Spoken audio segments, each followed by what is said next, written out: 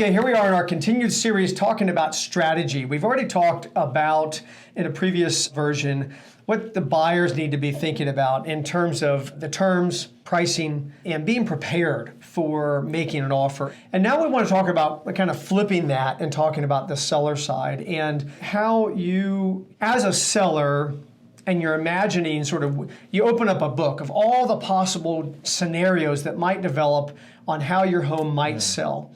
What is that story going to look like? And sitting down and imagining that story, but maybe even more, writing that story. And you do that with strategy. And so, all right, what does that look like? So we're talking about early in the process. You don't just go to market. Right? That would be reckless. That would be random. That would be, setting yourself up for a lot of surprises. So when you're thinking about strategy and you're looking at that early on, let's go to that. Let's talk about, so you're sitting with the seller and you're saying, okay, we know we're going to go to market eventually. What's important to you? And they say, well, all right, what do you mean? Well, let's break that down to terms. Okay, so imagine talking with the seller and they imagine they're going to get an offer. When it comes to terms and you're having a strategy discussion, what do those look like? Like, what are some of the things that come up that a seller might want to be considering, and why is it important to talk about that up front? Just to have a plan up front is super important. I mean, everybody thinks of price first, but let's just talk about other things. What about a closing timeline? You don't want surprises. What are you going to do after the sale? How are you going to prepare for that? What are you going to do with your things? What do you want? What do you not want? What's helpful? What's not helpful? And then what about contingencies in the contract? I mean, what are some things that would really be advantageous for you as a seller to have put into the contract, even if it comes into the contract with your response to the contract, but it gets interjected into the contract early on so that you're protected and the things that are most important to you are written out and agreed to at the beginning. So let's break that down. So like the closing time frame, so you go to market, you don't even talk about it. All of a sudden you get a buyer who says, all right, I love your house. I'm going to pay a great price for you and I want you out in 30 days. Right. If you haven't talked about that early on with the seller, like, whoa, 30 days, I mean, that's fast. So having a discussion about that early on, about what's practical, what's reasonable, and what's actually going to be achievable maybe for the buyer consideration as part of that strategy. Right, and then I think after we understand exactly what the seller is wanting, what's going to be really important is how we communicate that to the other agents and to the buyer audience. So they're prepared for that and they understand this is what's important to the seller, and having that discussion and having that properly communicated to the other party early on solves a lot of problems. So we're talking about a situation where if you have a strategy discussion with the seller and they say, you know what, I can't do 30 days. Yeah. So then you're communicating to buyers and buyer agents, hey, this is a minimum 45-day closing scenario or a minimum 60-day closing scenario. We've had some instances where the seller requires or requests either a leaseback or post-closing occupancy for whatever reason to enable their transition. Boy, you're better off if you're communicating that to the buyers and the buyer agents up front. Yes. And yet you got to figure out what's important to the seller in that regard. What about a seller that hasn't identified their replacement property yet? Right. What do? Do they just not go to market? Or are there ways, and we have found ways, of presenting opportunities for a seller to go to market, find a buyer, and then have time and security and safety to go identify and move forward with their next purchase? And if that doesn't all come together, they have an easy way out of the agreement. That can be complex unless you're clever about solving that up front, having that discussion early on, setting the expectations, basically pre-paving the road and saying to buyers and buyer agents, hey, this is pretty much what the seller needs this to look like. Right. And that can make an easier negotiation process. Negotiation process sometimes can start to get, if it gets drawn out, it can start to get stressful. It can start to create a little bit of conflict. So pre-solving some of that up front can make for a better transaction. It's so important to do it before signatures. Signatures.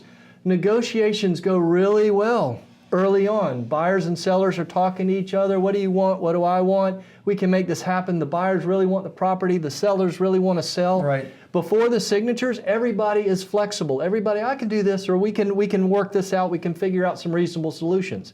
Once the documents are signed, guess what happens? Yep. flexibility goes away. Yeah, it's hard to solve issues It really after is. that point. It really is. So let's talk about another strategy component, which has to do with condition. Okay. And we joke about, it seems like every seller would love to sell their house as is, right? But as is a four-letter word in real estate, right? So how do you solve for that? How do you soften for that? What's the expectation for a seller? So what's kind of an example on that? Well, in the market right now, buyers want to be able to inspect the property, and we're advocates of that. We think that everybody needs to go in fully informed. They need to bring experts in. To ask a buyer to perform on a property without inspecting it or anything like that, I don't think is the right way to go. But so we need to allow for that. But what we also want to do is make sure that our sellers aren't obligated to do things that they didn't sign up for. Right. Okay, so we've come up with great language that we can help interject into the contract with review of an attorney and all of that sort of thing, where the buyers have the opportunity to do their due diligence at their expense at a preset timeline that's agreeable to the seller. That's right. And then the buyers can either move forward with the purchase, or if there's something that comes up in that inspection, it opens the opportunity for another conversation or an exit.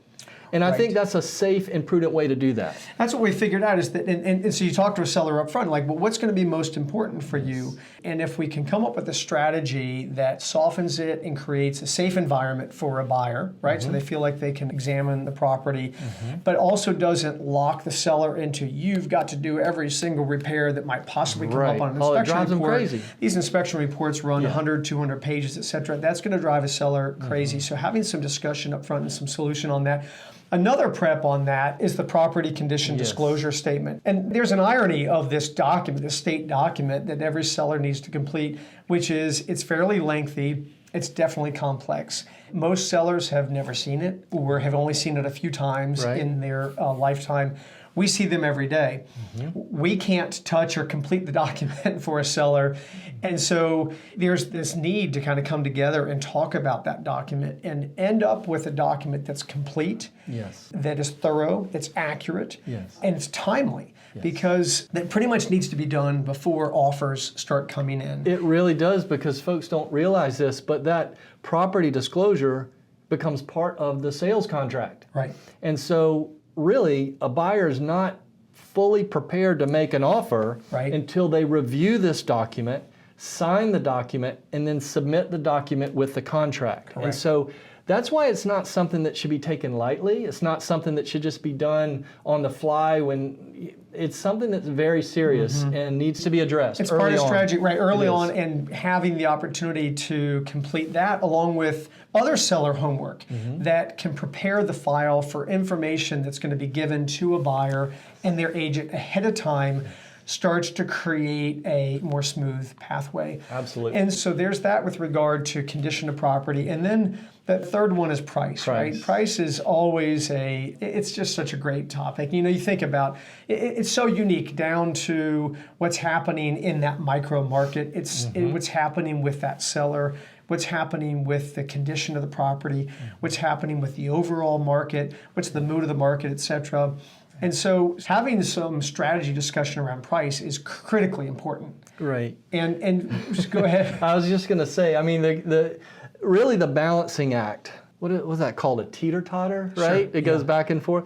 Price or time? What are you solving for as a seller? What's the most important? Right. Price or time? What's the answer we always get when we ask the question? Both. Right. They want both. Like, I want to sell at absolute top market, and I want it to happen in a day, right? Yes. And we all know, right, that is probably not the typical kind of scenario. So having a discussion about what's most important to you and solving for that and having a strategy for that and then being able to communicate that again to buyers and to buyer agents can be really important as well. So there's a lot to kind of unpack in the seller process, and it's fun. It's fun to have that opportunity to dive into a seller's world and understand what's most important to them, and then bring knowledge and experience to the table and a framework for strategy and start piecing together a game plan. Yeah, I love when we get the feedback from sellers at the end of the whole process, when all of a sudden they're like, that was such a smooth transaction. Right. Really appreciate that. Well, that didn't just happen by luck. I mean, it really happened by thoughtful preparation, and it happened by communication. Yeah. Just understanding what is important to the seller and then being able to communicate that to the market in advance or while you come on the market. 100%. Yeah, well said. All right, guys, thanks for your time and watching through this, and we look forward to seeing you all again soon.